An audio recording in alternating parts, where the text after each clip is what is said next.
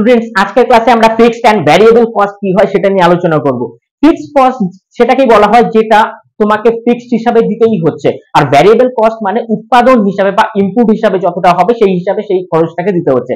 এটাকে একটা এক্সাম্পলস এর মাধ্যমে চলো জেনে নিই। সাপোজ আমাদের কাছে একটা মিষ্টির দোকান আছে যেখানে আমরা জিলেবি, কচুরি, সবজি এই সমস্ত বিক্রি করি।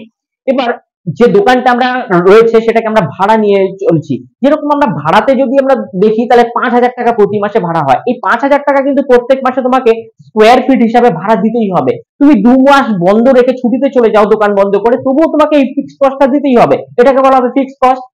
আর ভ্যারিয়েবল কস্ট হচ্ছে এরকম, প্রথমে তোমার জিলেবি 500টা তুমি অর্ডার পেলে, তারপর 800টা, তারপর 1200টা, এইভাবে করে তুমি যত জিলেবি বানাবে, জিলেবির জন্য যে ইনগ্রেডিয়েন্ট হয় ঘি, চিনি, ময়দা এক্সেট্রা এক্সেট্রা, তো এটা ততটাই বেশি লাগবে। যত তুমি ইউনিট বানাবে তত ইউনিট হিসাবে তোমাকে যে ভ্যারিয়েবল কস্ট আছে সেটা র মেটেরিয়ালস এর জন্য পারচেজ করতে হবে, অটোমেটিক তোমার ভ্যারিয়েবল কস্ট বেড়ে যাবে। তো এইভাবে আমরা ফিক্সড কস্ট এবং ভ্যারিয়েবল কস্ট কে রিলেট করতে পারি। প্লেলিস্টে এটা ডিটেইলস ভিডিও দেওয়া রয়েছে, তোমরা যাও আর দেখে নাও। Thank you.